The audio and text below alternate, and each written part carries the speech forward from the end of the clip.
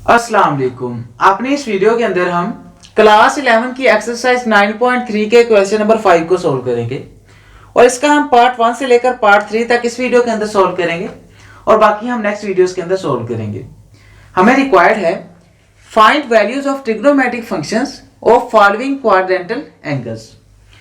मतलब हमने -पाई, -3 पाई और 5/2 पाई के लिए तमाम ट्रिग्नोमेट्रिक फंक्शंस की वैल्यूज फाइंड करनी है, जिसमें हम साइन जैसे -पाई को अगर सोल्व करें तो साइन -पाई, कोस -पाई, tan -पाई, सिकन -पाई, कोसिकन -पाई और कोट -पाई की वैल्यूज हम फाइंड करेंगे और इसी तरह से -3 पाई के लिए और 5/2 पाई के लिए। तो सबसे पहले हम पार्ट 1 को सोल्व करते हैं, जिसमें हमारे पास है -पाई और इसके लिए तमाम ट्रिग्नोमेट्रिक फंक्शंस की वैल्यूज बतानी है। तो इस तरह के क्वेश्चंस को सोल्व करने के लिए सबसे पहले हम क्या करते हैं, ये हम वैल्यूज लिख लेते हैं कि ये हम जानते हैं कि यहाँ पर हमारे पास 0 डिग्री होता है और इसी तरह से यहाँ पर 90 डिग्री होता है, यहाँ पर हमारे पास 180 डिग्री और यहाँ पर हमारे पास होता है 270 डिग्री और जब ये चक्कर मुकम्मल होता है तो यहाँ पर 360 डिग्री हो जाता है हमारे पास। क्योंकि क्वेश्चन हमारे पास पाई के अंदर गिवन है तो हम इसको पाई में कन्वर्ट करें तो हम जानते हैं कि 180 को हम पाई के इक्वल रखते हैं, तो ये हमारे पास पाई होगा और इसी तरह से 0 डिग्री होगा या इसको हम 2 पाई भी कह सकते हैं। पाई के अंदर 360 डिग्री को हम 2 पाई भी कह देते हैं और इसी तरह से 90 डिग्री को क्या हम कहते हैं पाई/2 और 270 डिग्री को हम 3 पाई/2 भी कहते हैं। तो हमारे पास साइन और कोस की वैल्यूज जो होती हैं ये हमारे पास 0 डिग्री या 2 पाई के ऊपर होती है, वो 0 व 1 होती है साइन और कोस की। मतलब साइन 0 पे 0 देता है और कोस 0 पे 1 देता है वैल्यू। और इसी तरह से इसको याद रखने का आसान तरीका ये है कि ये यहाँ पर 0 1 होती है और यहाँ पर आकर ये 0 व -1 हो जाती है, सिर्फ 1 के साथ माइनस लग जाता है।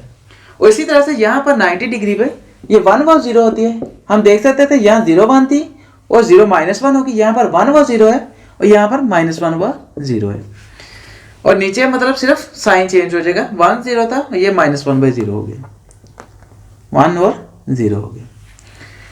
तो यहाँ पर हम देख सकते हैं कि मतलब 270 डिग्री के ऊपर साइन जो होगा वो -1 दे रहा होगा और इसी तरह से कोस जो होगा वो 0 दे रहा होगा। तो ये वैल्यूज हमारे पास होती हैं। अब हम क्या करेंगे, हम ये हमारे पास -पाई है, हमारे पास -पाई की कहीं भी हमारे पास वैल्यू नहीं है, तो हम कोशिश करेंगे कि हम इसको किसी ना किसी तरह से इन वैल्यूज के अंदर कन्वर्ट कर सकें जिनकी वैल्यूज हमें ऑलरेडी जानते हैं, हम इजीली फाइंड कर सकते हैं। तो हम इस तरह के क्वेश्चंस को सोल्व करने के लिए हम इसको 2 पाई के मल्टीपल फॉर्म के अंदर कन्वर्ट करते हैं। मतलब इस तरह से हम इसको k × 2 पाई प्लस थीटा की फॉर्म के अंदर कन्वर्ट करेंगे अपने इस क्वाड्रेंटल एंगल्स को।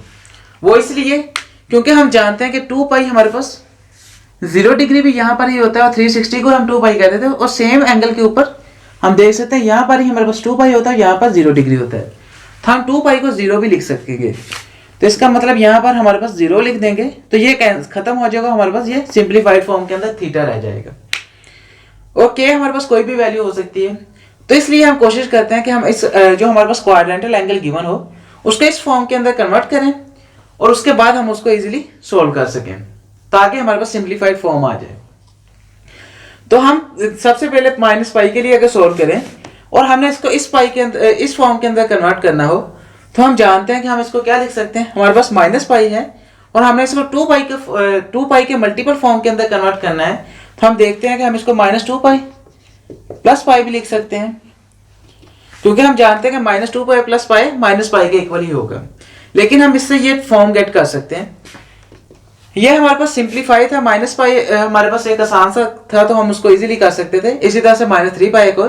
लेकिन यहाँ पर हम देखेंगे कि हम इसको प्रॉपर डिवाइड करके दोबारा डिवाइड करके प्रॉपर हम इसको इस फॉर्म के अंदर कन्वर्ट करेंगे तो आपको इजीली हर तरह के क्वेश्चंस को सोल्व करना आ जाएगा। इस तरह से कोई भी हायर पावर कोई भी हमारे पास हाई नंबर के आ जाए पाई के साथ मल्टीपल तो हम उसको इजीली इस फॉर्म के अंदर कन्वर्ट करके सिंप्लीफाई कर सकते हैं और बाकी ट्रिग्नोमेट्रिक फंक्शंस की वैल्यूज बता सकते हैं। जैसे जैसे हम क्वेश्चन सोल्व करते जाएंगे आपको इजीली अंडरस्टैंड करते जाएंगे और आपको समझ आती जाएगी। तो सबसे पहले हम क्या करते हैं कि इसको इस फॉर्म के अंदर कन्वर्ट करते हैं अपने इस क्वेश्चन को। तो हम इसको इस फॉर्म में कन्वर्ट करना चाहें तो हमारे पास 2 पाई था और उसके साथ k मल्टीप्लाई हो रहा है, k कोई भी कांस्टेंट हो सकता है, 1 -1 2 कोई भी हमारे पास नेचुरल नंबर जब k मल्टीपल हो सकता है। सेट ऑफ इंटीजर्स में से कोई भी नंबर। हम क्या करते हैं कि इसको क्या लिख सकते हैं, -1 × 2 पाई लिख सकते हैं प्लस पाई। हम देख सकते हैं कि ये हमारे पास यही फॉर्म आ गई, हमने इस फॉर्म के अंदर इसको कन्वर्ट कर लिया है। ये हमारे पास माइनस पाई ही है कि इसको हम अगर ऐड करें तो ये हमारे पास माइनस पाई के इक्वल ही आ रहा है। ये इसलिए किया ताकि हम 2 पाई को 0 लिख सकें और हमारे पास सिंप्लीफाइड फॉर्म आ जाए। अब हम क्या कर लेते हैं कि -1 × 2 पाई हमारे पास क्या लिख सकते हैं हम इसको 0, क्योंकि सेम 0 डिग्री पे भी ये 2 पाई एंगल होता है। हम इसको 0 लिख लेते हैं प्लस पाई आ गया। तो ये हमारे पास माइनस पाई किसके इक्वल आ गया, पाई के।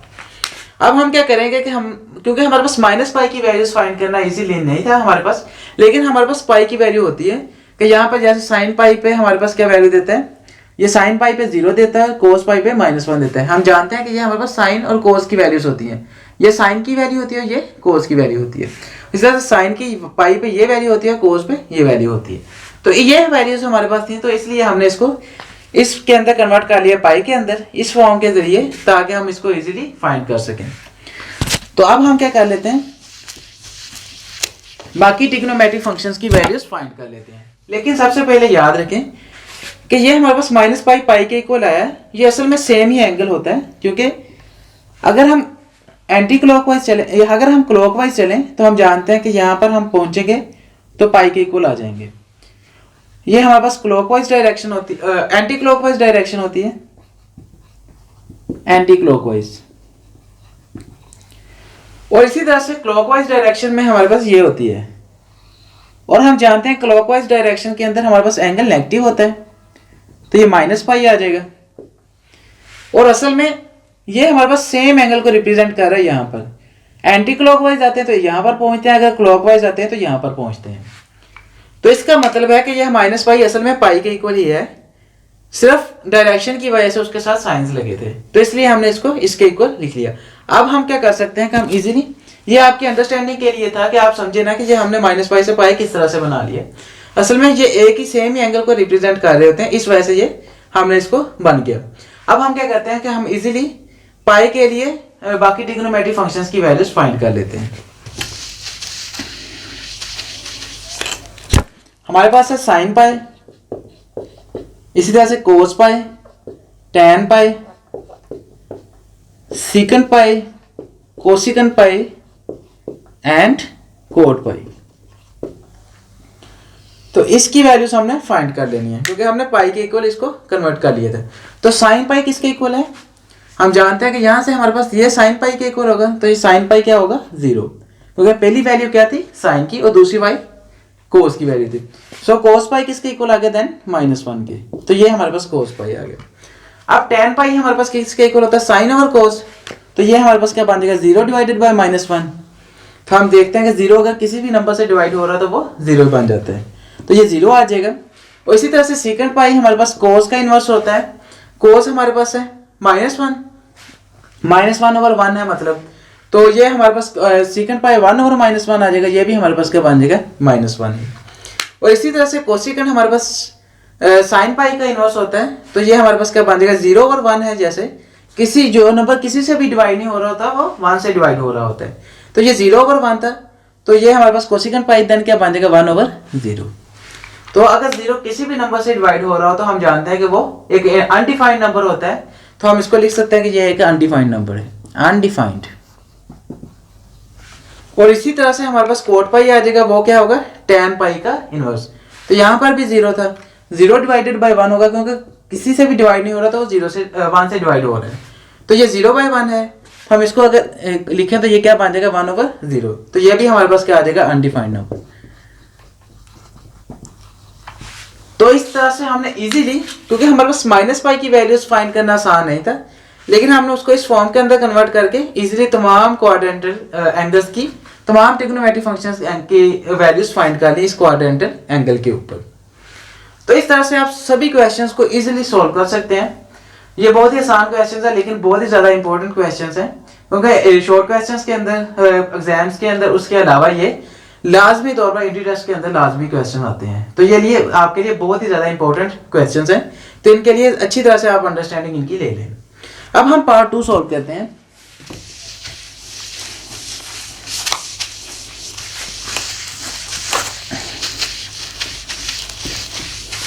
यहाँ पर हमारे पास था 1 was 0 और -1 was 0। ओके, हमारे पास है -3 पाई। इसको भी हम अब हमने k into 2 pi plus theta की फॉर्म के अंदर कन्वर्ट करना है, सो हम इसको सिंप्लीफाई कर सकें। क्योंकि -3 पाई के लिए हमारे पास कोई डायरेक्ट वैल्यूज फाइंड करना इजी नहीं है। हम क्या करते हैं कि इसको इस तरह से भी लिख सकते हैं। हम जानते हैं कि अगर हमने -3 पाई बनाना हो तो हम इसको -4 पाई प्लस पाई भी लिख सकते हैं। सो हम -4 पाई को क्या कर सके, k into 2 pi plus theta की फॉर्म के अंदर कन्वर्ट कर सके। तो ये क्या बन जाएगा, -2 इंटू 2 पाई प्लस पाई। ये क्या कौन सी फॉर्म बन गई, k into 2 pi plus theta की फॉर्म। तो हम देख सकते हैं कि हमारे पास -4 पाई को हम क्या लग सकते हैं, 2 पाई हमने फाइंड करना था, तो -2 से अगर इसको मल्टीप्लाई कर दिए तो -4 पाई बन रहा है। तो ये हमने इस फॉर्म के अंदर कन्वर्ट कर लिया। अब 2 पाई को हम क्या लिख सकते थे, 0। तो हम क्या लिख देंगे, -2 इंटू 0 प्लस पाई आ गया। तो ये किसके इक्वल आ गया जैन, ये भी पाई के इक्वल आ गया। अब हम देख सकते हैं कि -3 पाई भी पाई के इक्वल आ गया। अब सिंपली हम जैसे हमने माइनस पाई के लिए पाई की वैल्यूज फाइंड की थी, इसके लिए भी वही पाई की वैल्यूज फाइंड कर लेते हैं पाई के ऊपर। तो साइन पाई हमारे पास किसके इक्वल आ जाएगा, साइन पाई हमारे पास किसके इक्वल था, 0 के, तो 0 आ जाएगा। कोस पाई हमारे पास किसके इक्वल आ गया, -1 के। और इस तरह से टैन पाई क्या था हमारे पास, किसके इक्वल था, टैन पाई हमारे पास इक्वल था साइन ओवर कोस 0 ओवर -1 आ जाएगा। तो ये किसके इक्वल आ जाएगा, 0 के। और इसी तरह से हमारे पास कोसिकेंट पाई 0 डिवाइडेड बाय 1 है यहाँ पर, तो 1 डिवाइडेड बाय 0 आ जाएगा। और क्या बन जाएगा, अनडिफाइंड। और इसी तरह से हमारे पास सेकंड पाई, ये इसका उलट है, ये -1 डिवाइडेड बाय 1, तो 1 डिवाइडेड बाय -1 भी हमारे पास -1 आ जाएगा। और इसी तरह से हमारे पास कोट पाई की वैल्यू रहेगी, तो ये किसके इक्वल आ जाएगा, कोट पाई इसका इनवर्स था, तो 0 बाय 1 हमारे पास क्या बन जाएगा, 1 ओवर 0। तो ये भी हमारे पास क्या आ गया, अनडिफाइंड। तो इस तरह से हमने -3 पाई की भी इजीली वैल्यूज फाइंड कर ली तमाम। यहाँ पर जो हमारे पास थे तमाम ट्रिग्नोमेट्रिक फंक्शंस के लिए इसकी भी वैल्यूज फाइंड कर ली। ये भी हमारे पास -3 पाई भी पाई के इक्वल आ गया। तो इसी तरह से अब हम नेक्स्ट पार्ट 3 भी सॉल्व कर लेते हैं। ये थोड़ा सा इंपॉर्टेंट पार्ट है एक।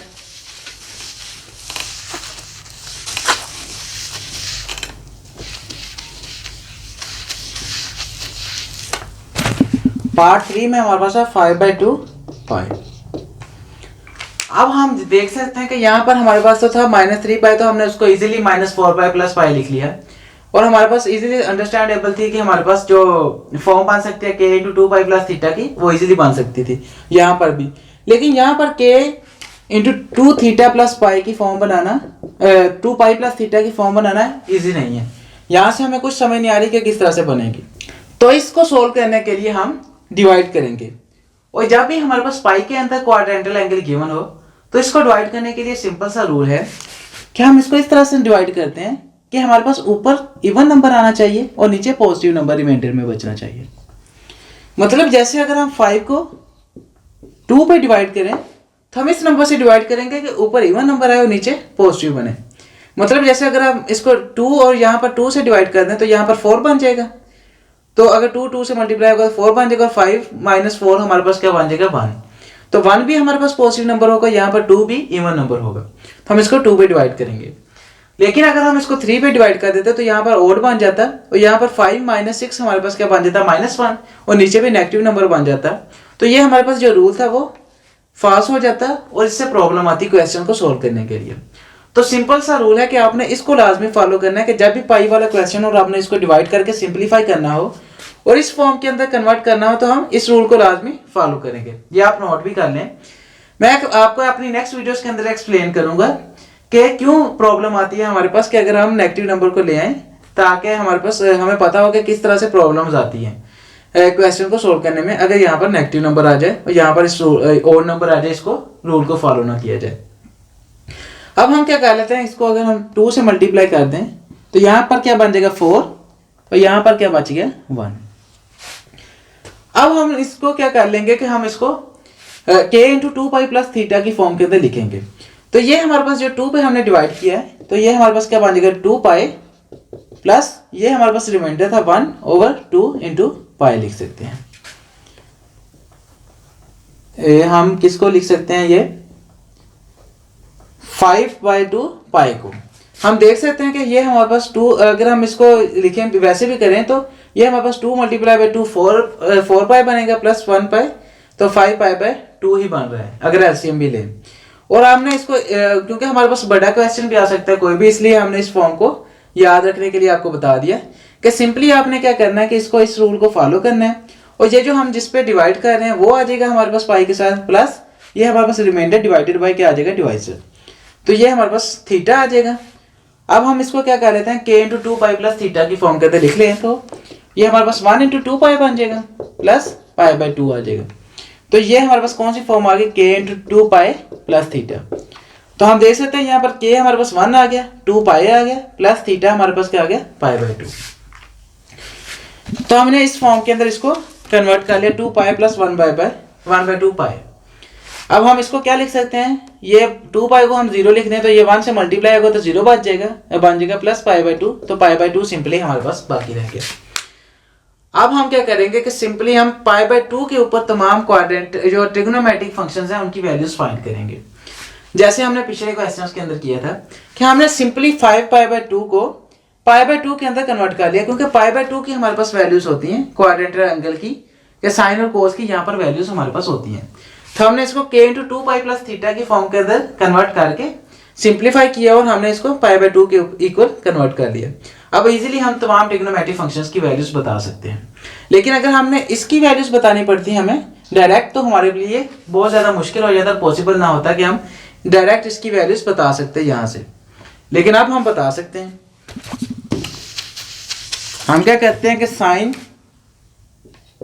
π/2 की वैल्यू भी बता देते हैं, और इसी तरह से cos π/2 की वैल्यू भी बता देते हैं, tan π/2, cot π/2, secant π/2 और cosecant π/2 की वैल्यू बता देते हैं। तो सबसे पहले sin π/2, ये हमारे पास π/2 एंगल है, और हम जानते हैं कि ये हमारे पास वैल्यू होती है वो साइन की होती है, ये कोस की होती है, साइन की ये वैल्यू और राइट वाली कोस की वैल्यू। तो sin π/2 पे क्या वैल्यू देता है 1, तो ये 1 आ जाएगा, और cos π/2 पे 0 वैल्यू देता है तो ये 0 आ जाएगा। और tan हम जानते हैं कि साइन ओवर कोस होता है, तो 1/0 आ जाएगा। तो हम जानते हैं कि 0 से अगर कुछ भी डिवाइड होता है तो वो अनडिफाइंड होता है, तो यहाँ पर हम क्या लिख देंगे, अनडिफाइंड। तो ये आप खुद लिख लीजिएगा या मैं लिख दिया है, ये अनडिफाइंड लिख देंगे आप कि ये इक्वल होगा अनडिफाइंड के। और इस तरह से cot π/2 इसका उलट होता है, 0/1 आ जाएगा, और 0 से अगर कोई भी नंबर डिवाइड हो रहा होता है तो वो 0 ही हो जाता है, तो ये क्या बन जाएगा 0। और इसी तरह से secant π/2 आ गया हमारे पास, ये cos का उलट है, तो ये हम जानते हैं कि 0/1 है, क्योंकि किसी भी नंबर से अगर कुछ भी डिवाइड हो रहा तो वो कोई भी डिवाइड ना हो रहा हो तो 1 डिवाइड हो रहा होता है। तो हम इसका उलट लिखेंगे तो हम क्या बनेंगे 1/0, तो ये भी हमारे पास क्या आ जाएगा अनडिफाइंड। और इसी तरह से कोसिकेंट π/2 साइन π/2 का उलट है, तो यहाँ पर 1/1 था, तो यहाँ पर क्या बन गया 1 ही आ गया। तो ये हमारे पास क्या आ गया, ये वैल्यूज आ गई तमाम ट्रिग्नोमेट्रिक फंक्शंस की 5π/2 के इक्वल, क्योंकि 5π/2 π/2 के इक्वल था और हमने उसके ऊपर वैल्यूज फाइंड कर ली, तो असल में ये 5π/2 के इक्वल ऊपर ही वैल्यूज है। तो आई होप आपके लिए ये क्वेश्चंस काफ़ी ज़्यादा बेनिफिशियल होंगे। आप जितने भी इसके पार्ट्स हैं इजीली सोल्व कर सकते हैं, लेकिन मैं अपनी नेक्स्ट वीडियोस के अंदर उनको सोल्व करवाऊंगा, ताकि ये क्योंकि एक इंपॉर्टेंट क्वेश्चन है शॉर्ट क्वेश्चन के हिसाब से भी, और उसके अलावा भी आपके लिए ट्रिग्नोमेट्री के अंदर बहुत ज़्यादा यूज होने वाले हैं, और उसके अलावा भी इंटी टेस्ट के हवाले से भी ये बहुत ही ज़्यादा इंपॉर्टेंट क्वेश्चन हैं। तो मैं सभी क्वेश्चन को सोल्व करवाऊंगा, लेकिन आई होप आपको अच्छी तरह से कंसेप्ट आ गया होगा। आप इसी से बाकी पार्ट भी इजीली सोल्व कर सकते हैं, तो मतलब जिनमें सभी में पाई वाले क्वेश्चंस इन्वॉल्व हो रहे होंगे, पाई वाले पार्ट आप इजीली सोल्व कर सकते हैं, लेकिन मैं आपको अपने नेक्स्ट वीडियोस के अंदर सोल्व करवाऊंगा। अगर आपका इस वीडियो के रिलेटेड कोई भी क्वेश्चन हो तो आप कमेंट कर सकते हैं, मैं कोशिश करूंगा कि जल्द से जल्द आपका रिप्लाई दिया जाए और आपका कॉन्सेप्ट क्लियर करवाया जाए। और अगर आपको ये वीडियो पसंद आई हो तो इस वीडियो को लाजमी लाइक कीजिएगा, हमारे चैनल को लाजमी सब्सक्राइब कीजिएगा।